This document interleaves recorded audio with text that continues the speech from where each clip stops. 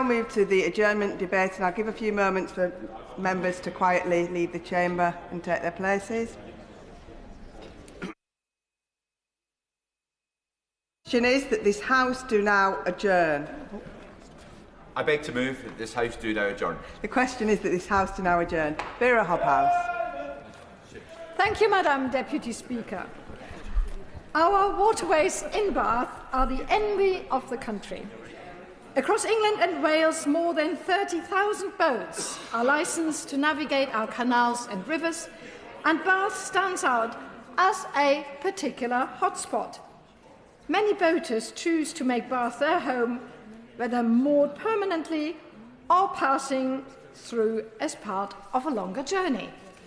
The Cannet and Avon Canal flows gracefully through our World Heritage City, shaping our landscape and connecting our community through nature.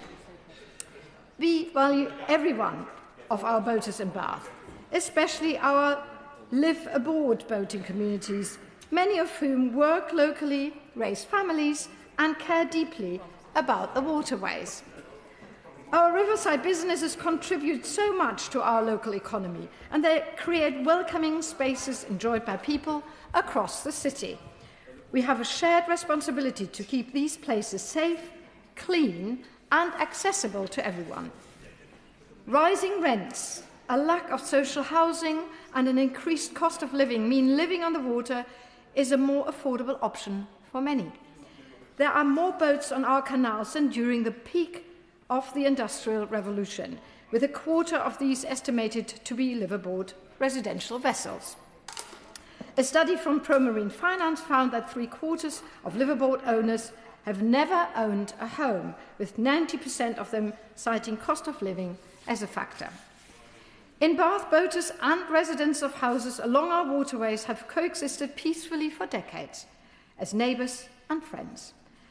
But it is not just residents who make use of our canals and waterways. People from all over Bath and beyond come to see the beautiful scenery and nature the canal provides. The towpath also serves as an important active travel route for walkers and cyclists. These areas must be protected for boaters, local residents, and visitors alike.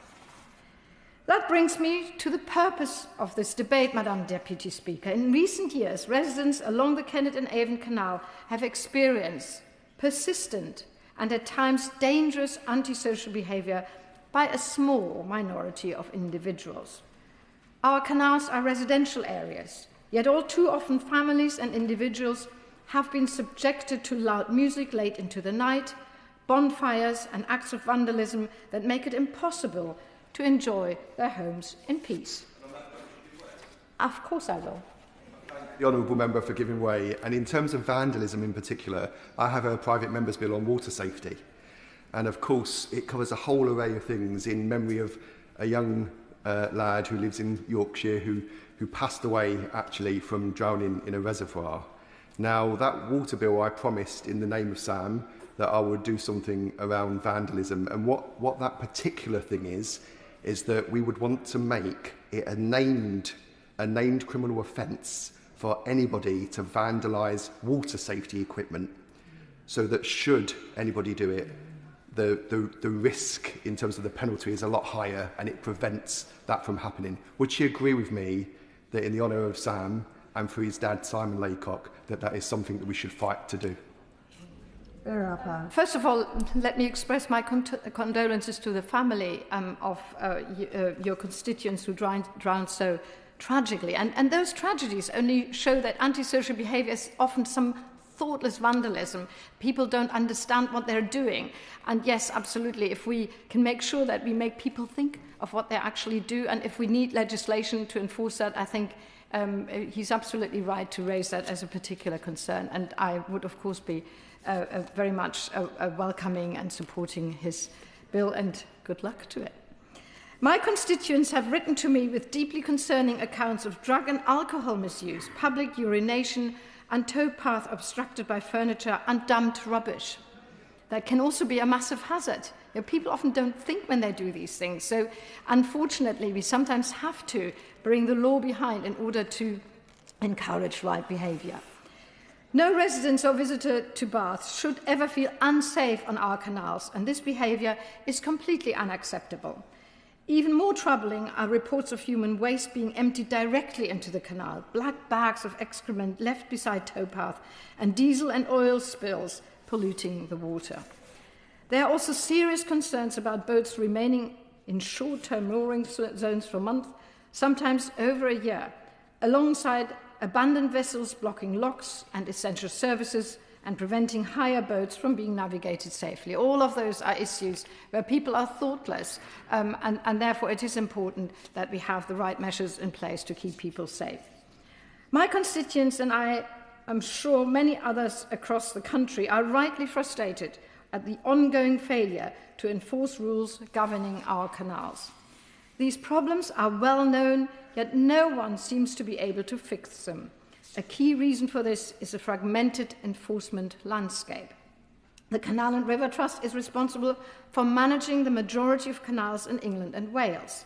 Its remit covers everything from boat licensing and mooring rules to obstruction and navigation. Yet, the Canal and River Trust is attempting to enforce their statutory responsibilities within a framework which is fundamentally flawed. The Trust, Madam Deputy Speaker, was established as a charity in 2012 to take over from British Waterways, the statutory body that previously managed our canal network. While the Canal and River Trust would still receive a government grant, the idea was that any shortfalls would be made up by Trust's various commercial ventures, in much the same way as the National Trust. However, the Canal and River Trust and the National Trust are very different. The latter has commercial properties, thousands of paying members, and huge amounts of tourist revenues. The Canal and River Trust has a property portfolio that is costly to maintain and only a small amount of income from the rents that is paid by boats. No other charity has as its primary responsibility the upkeep of so much critical infrastructure. As a result, we now have a charity tasked with enforcement powers, but without the legal clarity or practical capacity to use them effectively. However, resources alone are not the core issue. I have met with the Canal and River Trust on numerous occasions, including a candid discussion about these issues only a few days ago. They are clear that the principal barrier they face is the outdated legal framework governing our waterways. The Waterways Act provides only limited powers. Crucially, it fails to give the Trust the powers it needs to manage boats effectively or fairly. Take the rule governing boats without a permanent mooring. The law states that such boats must not remain continuously in any one place for more than 14 days, yet it offers no definition what continuous one place, nor what it means, what a continuous one place means, nor for how far a boat must move to comply. So it is left to the Canal and River Trust to interpret the legislation itself, leading to regular disputes which take up valuable time and resources. I urge the Minister to take this back to her department and engage with the Canal and River Trust on improving this part of the legislation. The Trust's powers to deal with unlicensed boats are also severely limited. Even where powers exist, enforcement can take 2 or 3 years, or longer if challenged, rendering them largely ineffective. It is currently very difficult to remove abandoned boats. Firstly, the Canal and River Trust must establish who the boat belongs to. And even then, removal can cost around £8,000 per boat, money the Trust often does not get back. Of course, safeguards must remain in place, particularly for those people who live on these boats. Boaters should have the right to contest any decision of this nature. But our waterways are shared public assets. Residents and responsible boaters alike are rightly frustrated at having to wait for years for action to be taken against persistent antisocial behaviour or unlicensed vessels. On that point, please. Of course. Before I take the Honourable Gentleman's intervention, I am looking forward to hearing his knowledge of the canals and rivers in Bath. Jim Shannon. Madam Deputy Speaker, first of all, can I commend the Honourable Lady for Bath? I did speak to the Honourable Lady beforehand, and I explained to her why it's so important to support the Honourable Lady, because in the middle of Newton Ards, my major town, we have a massive canal. It's been there since the year one. So I understand some of the things that the Honourable Lady is referring to. I did ask her about the antisocial behaviours. That's what I wanted to focus on. In my own main town of Newton Ards, the canal has long been a focus of antisocial behaviour, in particular as the local park is right beside it. So does the Honourable Lady not agree that whilst it's wonderful that our local team of street pastors are active to address the issue of antisocial behaviour, it's a partnership, and the Honourable Lady said to me, and her words were partnership, the partnership between street pastors, the partnership between the police, the partnership between the communities. Those are things that help to address antisocial behaviour. Always trying to be helpful to any debate. Thank you. I thank him for his intervention. And Madam Deputy Speaker, he did ask me before, and I was happy to say yes, of course, because I think what I'm raising here, Bath is an example of the canal and river trusts challenges that exist everywhere. We are here to discuss these, but also absolutely to point to the partnerships that are essential to resolve the issues. And therefore, I was very happy for his contribution. And yes, we need to work in partnerships. The Canal and River Trust stands ready, Madam Deputy Speaker, to act, but it needs clearer and stronger legal powers to do so. Perhaps the most baffling of all is that the Canal and River Trust has no powers to issue fines or even refuse a licence. The solution is straightforward. The law should be strengthened to clarify exactly what is required of boaters and to equip the Trust with proportionate enforceable powers balanced by appropriate safeguards to ensure those powers are fairly used. The Canal and River Trust are very keen to engage constructively with all parties on this issue, particularly in hotspot areas like Bath. But another major obstacle is the range of different stakeholders involved. While the Canal and River Trust manages day-to-day canal operations, the Environment Agency is responsible for pollution and environmental protection. Local authorities oversee bylaws relating to littering and antisocial behaviour, while the police retain responsibility for criminal offences. It is easy to see how issues such as dumping, vandalism or the burning of inappropriate fuels fall between these overlapping remits. As the saying goes, when everyone is responsible, no one is responsible. This is why all too often these issues remain unresolved. Matters are further complicated by restrictive interpretations of GDPR, which restricts information sharing between agencies. Each body recognises the problem, but none can resolve it alone. I intend to bring together the Canal and River Trust, the police, the Environment Agency and the local authority to improve local coordination and enforcement. But let me be clear, while better collaboration is essential, this alone is not enough. To genuinely improve enforcement on our waterways, I echo the calls of the Canal and River Trust. We must see meaningful reform of the law. Madam Deputy Speaker, to conclude, Bath is certainly a hotspot for boaters, but this is a nationwide problem. It is a nationwide problem. The future of the licensing commissioning report, published in October 2025, highlights insufficient powers, chronic under-resourcing, and unsustainable enforcement arrangements as just some of the issues facing the Canal and River Trust.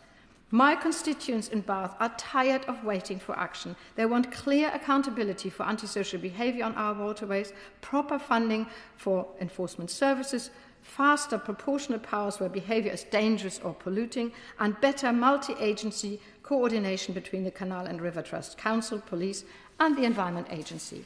If we are serious about fixing this, we must give those responsible the clear authority and resources they need. Authority to regulate, to enforce and to act, so that our canals and rivers are not sources of frustration and conflict, but safe, well-managed spaces that work for residents, boaters and the wider community alike. Thank you. Minister. Thank you, Madam Deputy Speaker, and it's a pleasure to serve under your chairship this evening. Can I begin by congratulating the Honourable Lady for Bath for securing this debate and thank her for raising this important issue. And I thank other honourable members present for their insightful contributions on the canals in Northern Ireland. And also, can I send my sympathies to the parents of the little boy who died in Doncaster East through my friend for Doncaster East and the Isle of Axholme. His tragic story is a reminder that a senseless act of vandalism or what looks and feels like fun in the moment can have absolutely devastating consequences, and the need for those who are responsible for those reservoirs or those towpaths to have a regime in place that makes sure that that safety equipment is always properly there and properly maintained. I share honourable members and the public's concerns about these serious matters, and we've heard of significant nuisance to local people, communities, which can also involve damage to property, physical threats and even instances of assault. And of course, as she says, the cost of living crisis is at the heart of this because people have been priced out of homes and of houses in the gorgeous city of Bath, where there are many second home owners, there are many Airbnbs, and I have enjoyed I've enjoyed a weekend there with my husband, let's just say that, to celebrate our wedding anniversary, and it's lovely, but there's, you can feel that it's a very special place, and it might be very hard for people to afford local housing in her city. We are committed as a government to tackling this type of antisocial behaviour. We're proposing a range of measures in the Crime and Policing Bill that is currently in committee stage in the other place. And some of those new powers include a new respect order to ban adult offenders from engaging in specified activities and increasing the maximum fixed penalty for breaches of a public spaces protection order or a community protection notice, increasing those penalties from £100 to £500. And as she says, in some ways, I think from my sort of cycling up and down canal towpaths slowly, and always dinging twice behind pedestrians, that actually people living on the waterways are a deterrent against the types of antisocial behaviour that the Honourable Gentleman for Strangford has been talking about. So if you have that natural surveillance of people living there, and actually that means that there's a huge disincentive because you're just very, very close to people who are living in the boats, and that is a disincentive to criminal behaviour. As she says, the Canal and River Trust is the responsible authority for the Kennet and Avon Canal and the River Avon in Bath. It is aware of the problems and the concerns raised locally. It does not have policing powers, but it is responsible for the safe management both of its land and of waterways. If I can just make a little progress, it has policies governing unacceptable behaviour and site management, and these set out the expected conduct and they outline when the Trust can intervene or escalate issues. I'll give way. Because she has mentioned before that more powers will be given to the police. But the main problem is often that police says, we don't have the resources to actually police the canal all the time. And the Canal and River Trust is ultimately the one that really looks after the canals and rivers and the towpath. And I wonder whether there must be more that the Canal and River Trust can do about antisocial behaviour. Well, I think if she were to convene a regular set of meetings, say quarterly, on this with the police, the local council and the CRT, I think I've found the steady drumbeat of local accountability is very effective in bringing these partners together and in tackling these issues together alongside, obviously, the community of users and canal dwellers. I give way. I thank the Minister for all that she does and her answers to the Honourable Lady for and trying to find a way forward. In my constituency of Strangford, I mentioned about the street pastors. I'm not sure if every town and city has street pastors, but I believe there are many, many people from the churches who have an interest in young people and some of the issues that happen. And I always have a great believer, Madam Deputy Speaker, in rehabilitation and working with young people. They're not all bad. And if we can have somebody to work alongside them, perhaps we can address some of the issues of antisocial behaviour. Just a thought. Minister. What he says is so true, Madam Deputy Speaker, and I know from my own enjoyment of the Foleshill Canal in Coventry Canal, which runs through Foleshill, lots of communities fear canals. They don't think it's a blue space for their recreation. They don't feel ownership of it. And the comparison between the usership of the canal that runs through Foleshill, through the poorest part of my constituency, the poorest part of the city of Coventry, and the canal that runs through King's Cross, St Pancras, where I've cycled up and down many times, is staggering, the difference, and the way that communities feel ownership or exclusion. And I think everywhere is safer where everybody feels that they can belong.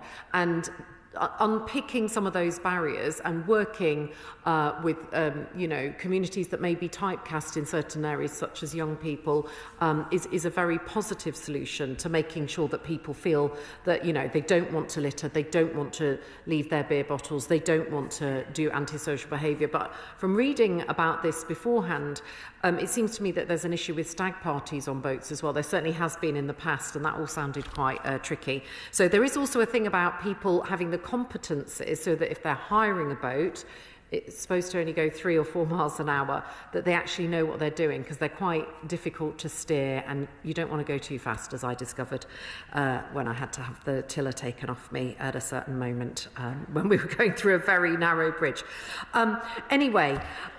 Yes, I'm always grateful to have a training course in these issues.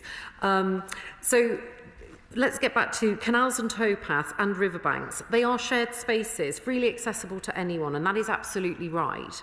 They're used by walkers, anglers, joggers and cyclists, and I do, as a cyclist, see antisocial behaviour on canal towpaths, and I'm very, very conscious of trying to avoid it, of slowing down, and particularly when tackling bridges, of going super slow so that there's no unexpected surprises for people who may have their headphones in. The Trust has published its towpath code and encourages all users to be respectful and considerate. Pedestrians have priority, cyclists are urged to slow down, dog walkers should keep their dogs under control, and because that's quite tricky as well, and people are encouraged to take their litter home with them. There are, however, a mindless minority who use the canal and towpath inconsiderately. We've seen instances of fires being lit, littering, fly tipping, drunken behaviour, loud noise at night from moored boats, speeding boats, blockages on the towpath, and out-of-control dogs.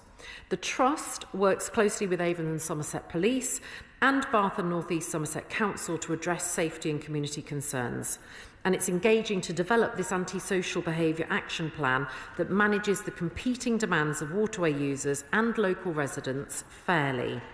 We saw an example of this recently in London, where the Trust worked with police to remove an illegal encampment from the River Lee navigation that had caused significant disruption to the local community and to other boaters nearby. The government fully supports the Trust and law enforcement agencies in dealing with antisocial behaviour, and we intend to strengthen the powers available to them to do so. Now, one of the issues raised this evening is that of the statutory powers available to the Trust to enforce its rules. And I've heard the Honourable Lady's concerns that these powers are inadequate, fragmented, and can lead to lengthy, costly enforcement. The Trust recognises this challenge. In December 2024, it established an independent boat licensing commission to review its licensing regime. The Commission published its report in November 2025 with 36 recommendations to make licensing fairer, simpler, more enforceable and better aligned with the Trust's charitable objectives. Among these are that the Trust should clearly define the navigation requirement for continuous cruising boat licences to replace the current vague legal requirement for bona fide navigation, to seek powers to introduce differential charging or rationing for moorings in area of high congestion, to seek powers to use force as a last resort with safeguards following a court order to remove a boat from a waterway, having the civil powers to levy fines on licence holders in response to breaches of terms and conditions, and on towpath users for antisocial behaviours like fly tipping, have the right to fit a tracking device to any vessel that is not complying with movement requirements, particularly in congested areas, and to make the case to my department for consolidating the legislation by which the Trust operates. The Trust is looking at those recommendations, determining which to prioritise, recognising many will require new or amended legislation which will need wider consultation. And where legislative change may be needed, we are ready to support the Trust. We are in regular touch with the Trust, including quarterly formal meetings with the CEO and executive team, and we will use our engagement to support them in identifying quick and robust solutions. As an independent charity, the Trust makes its own management and operational decisions. Since taking over statutory duties from British Waterways in 2012, it has received government support as it establishes its role and builds greater financial independence. The canal network presents a considerable challenge, but the Trust has a significant commercial and charitable portfolio. This is a main source of their income rather than filling shortfalls. Harnessing the diverse uses of the canal network will be vital to maintaining it for the future.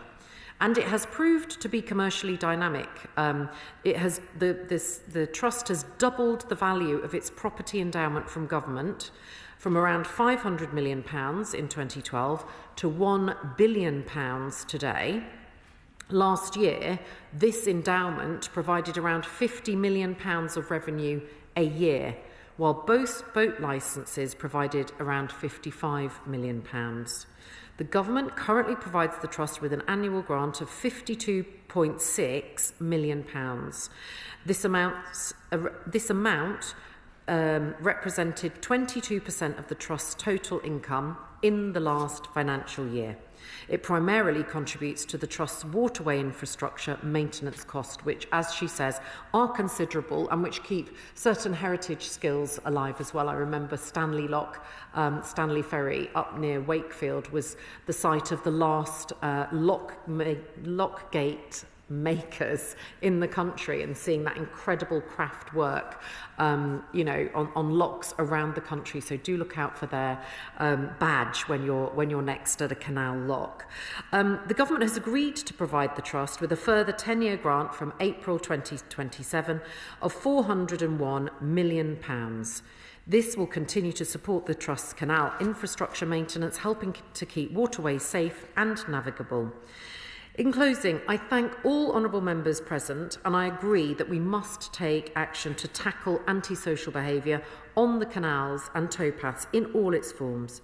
People deserve to enjoy these blue walkways and these amazing places, and who would have believed that you would see a kingfisher on Coventry Canal right next to the old Cash's Silkworks in the heart, 1 mile from the heart of Coventry city centre, a site I never thought I'd see, my first ever kingfisher. People deserve to live free from nuisance, intimidation and damage to their property and feel safe in the place they call home. Dignity and respect are not optional extras. They are the foundations of strong, decent communities that have pride in where they live. We will keep working until every neighbourhood, including on her canals in Bath and across the country, feels safe. The Canal and River Trust is playing its part by working closely with local authorities, police and other agencies to tackle antisocial behaviour on the waterways, strengthening and I haven't had anything to drink yet, Madam Deputy Speaker. It's working to streamline its licensing powers to ensure fairness for all users. We'll continue to support this work through grant funding, assisting with any legislation changes that may be necessary. Thank you. Hear, hear. The question is that this House do now adjourn. As many as are of that opinion say aye. Aye. The ayes have it. Order, order.